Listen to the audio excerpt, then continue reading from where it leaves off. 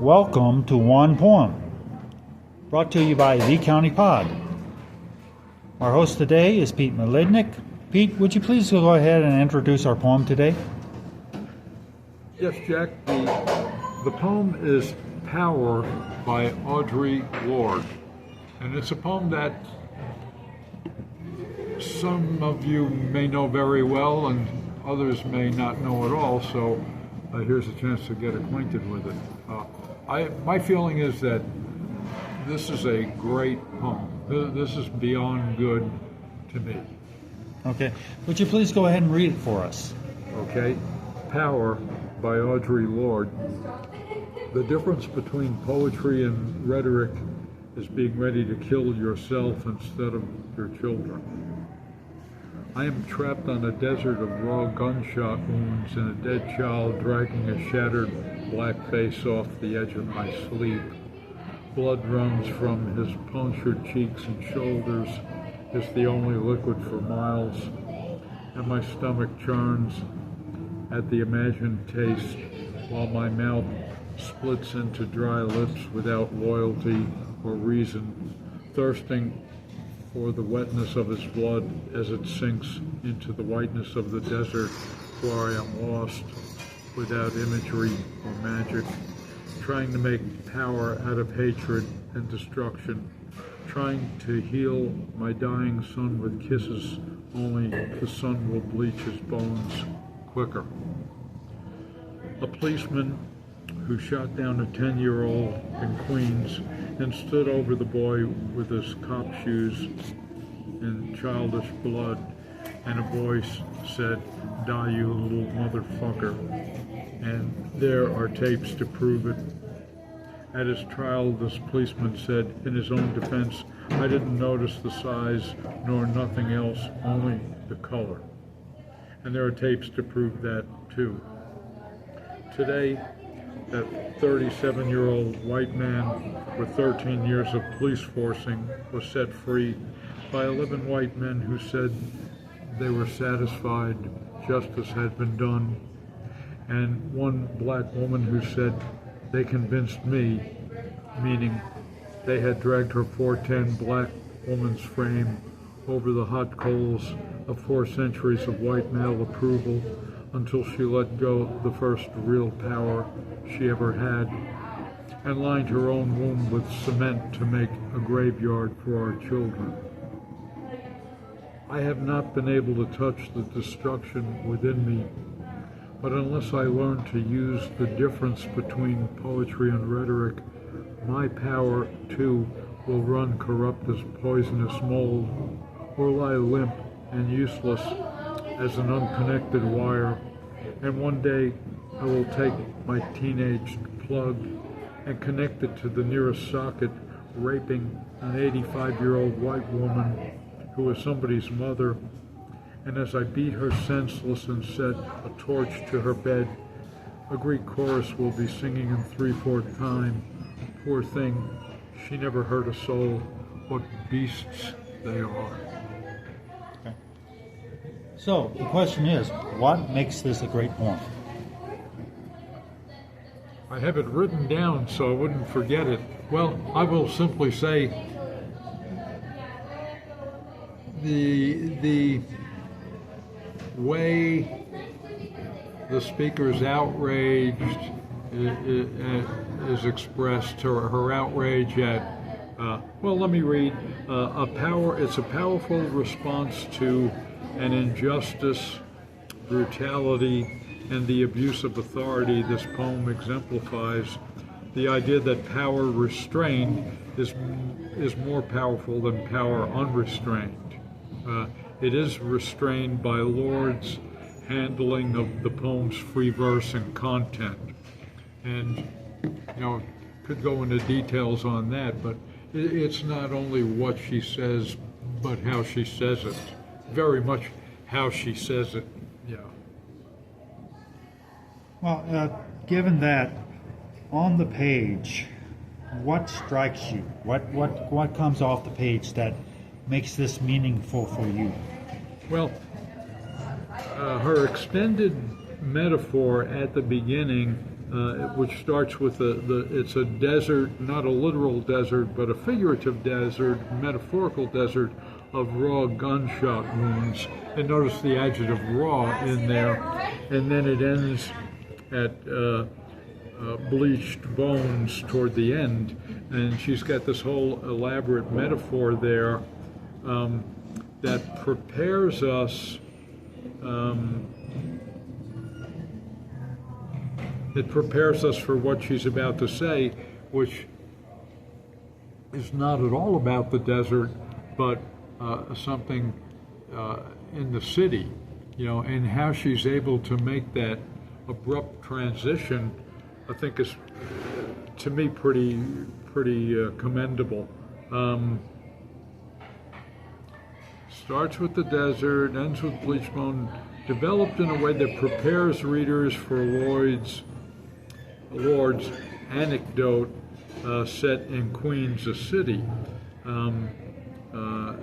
I'm trapped in this desert, and then with her stuff of the wounds, the dead child, shattered black face off the edge of my sleep. And so, see, when she says edge there, that sustains that metaphor of place, desert, and very strange and original. Somehow it works. The blood from his punctured cheeks and shoulders is the only liquid for miles. That's kind of odd. My stomach churns at the imagined taste. My mouth, she repeats the thing about blood, the whiteness of the desert, all of this preparing for telling us what happened with the cop and the teenage kid. Okay. And then how she does that, and how she turns the tables at the end. To me, it's just a very memorable poem. Okay. I think for me, reading through this and then doing some research on it, it cites a real life event. And for our readers, you can look it up. You can look up the poem. You can look up the background of the poem. But the thing is that the poem is very graphic in terms of just the references to blood and to wounds and to gunshots. Find it also to be structured more in a dream sequence than there's an element of the surreal about it. The language that she uses invokes that dreamlike quality or nightmarish quality throughout the verses, which when you get to the part about the trial and the adjudication of the case and the cop walking free, it does not seem concrete. It's nightmarish. When you get to her reaction to the injustice and this sense of wanting to inflict retribution on another human being. I think, when you get to the end and you get to the last line, again, it's the turning of the tables of, as you said, power misused, abused. And her response to it is to use her words, to use her emotions, and to structure that as a vocal response to doing a physical act of violence. Do you think, in a sense, it's a political poem?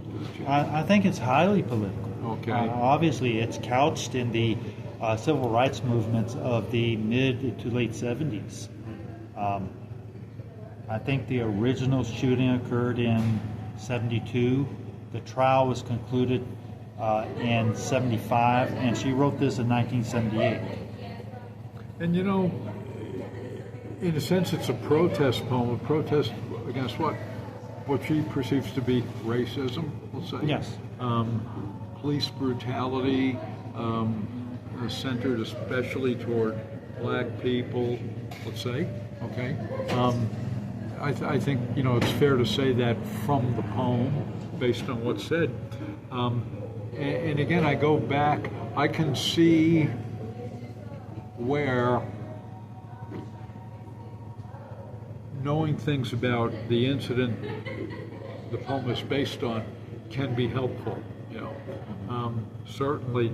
But to me, and this is, I mean, and maybe it's the dogmatic part of me,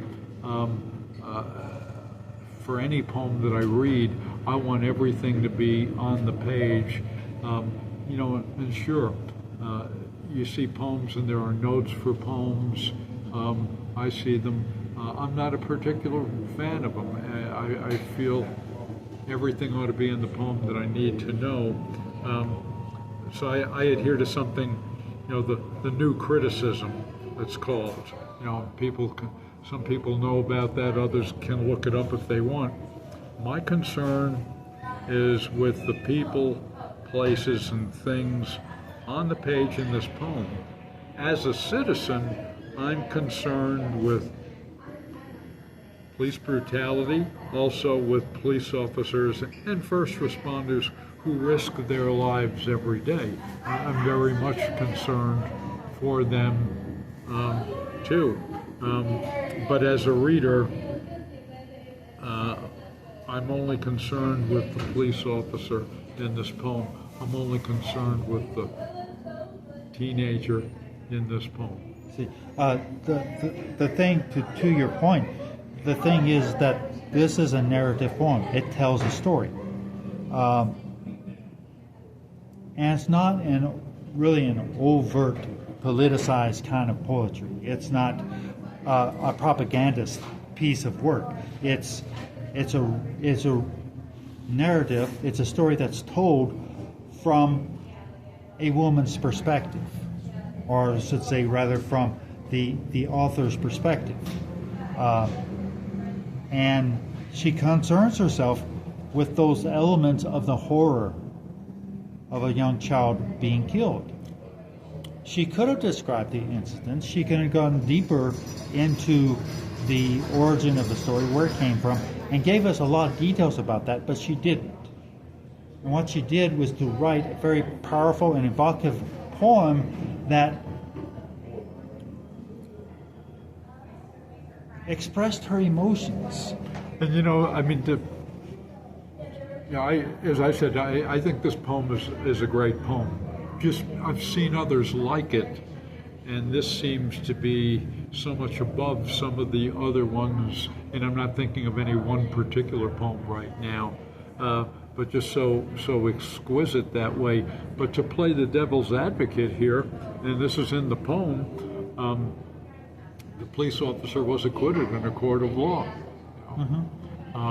And she gives the racial and gender content of the jury, 11 white men and 1 black woman who said they convinced me. And then she amplifies on that, meaning they dragged her over the hot coals. Well, in a sense, the speaker in the poem is putting words in the other woman's mouth. Yes, and I think again, all the other woman said was, "They convinced me." Yeah, and I think that the interpretation that's given is again from the narrator's perspective.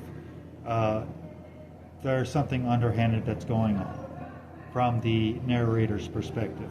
Sure. Which, again, we have to take the narrative on its own merit. On its own merit. We can try to read between the lines. We can try to project our own biases on the poem, our own preconceptions, but that's not necessarily what's real. What we have is the narrator's emotions put on the page. And really, her words are driven by emotion. And it's not coldly, I would not call this a coldly logical poem. I would call this a poem that is anguished, it is enraged, and it is maddening. It's something that for the speaker is incomprehensible. The verdict is incomprehensible. And it turns from the cop being the monster to the narrator becoming the monster based upon the injustice of what has happened before. Yeah, that's interesting where she again has a different metaphor here with regard to the power. And again, here I said at the beginning, the familiarity of the familiar idea that power restrained is more powerful than power unrestrained. And the thing I think about Lourde's poem, she's able to make the emotion so strong, yet she's able to metaphorically go to the edge but not over. Mm-hmm. How would she go over the edge? Putting more profanity in the poem, mm-hmm. Just kind of losing focus of the whole thing, yet she doesn't. I've not been able to touch the destruction within me, but unless I learn to use the difference between, and she goes back to the beginning, the difference between poetry and rhetoric, my power will be corrupt as poisonous mold, or lie limp as a useless connected wire. There again, my power isn't something out of my own sense of ethics, but it's a metaphor. My power is an unplugged wire. One day I will take my teenaged plug. I'm not sure why she put teenaged in there, because the speaker to me doesn't seem like a teenager. How old was the 10-year-old in there? But I'll go along with a teenage plug and connect it to the nearest socket, and then she does this horrific. I'll call it horrific, marvelously horrific turnaround. What if the tables were turned? What if the shoe were on the other foot? What if I, the speaker, raped an 85-year-old white woman who is somebody's mother? Putting that in there, very, very important. The poem would not be nearly what it is if she did not put that line in there. Which shows empathy, I think. And as I beat her senseless and set a torch to her bed, poor thing, she never hurt a soul.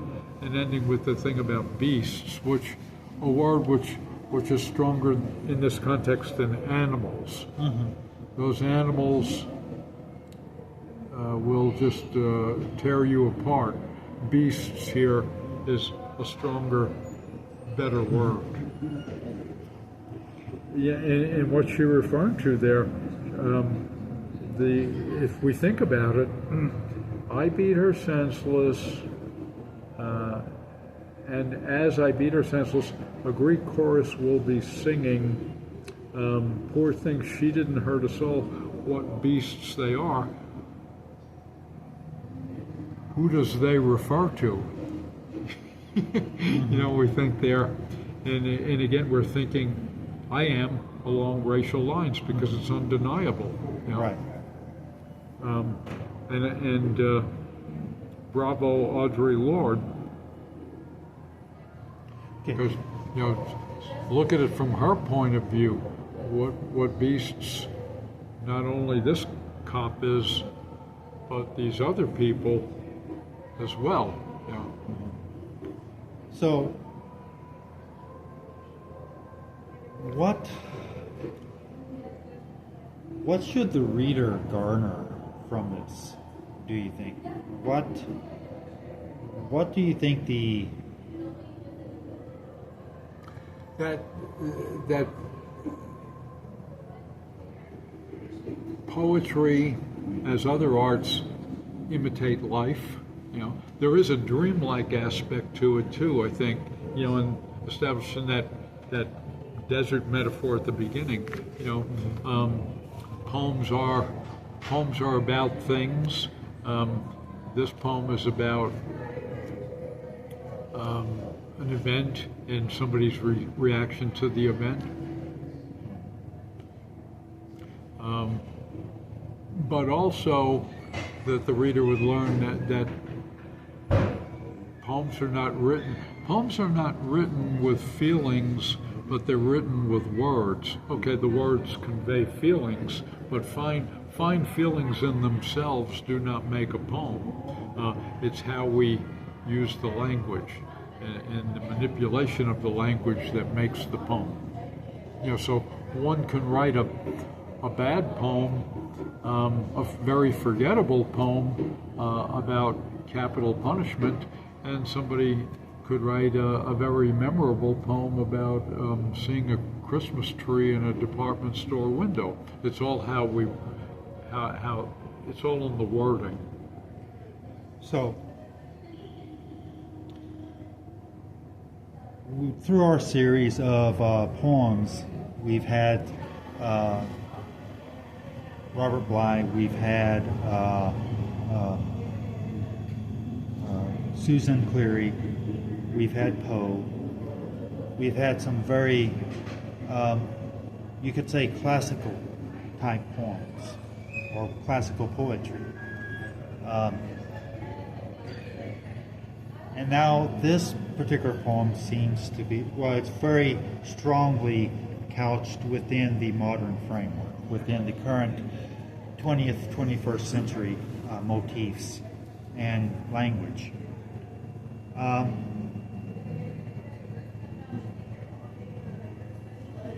How do you say the language is important as expression. You can use words, you can use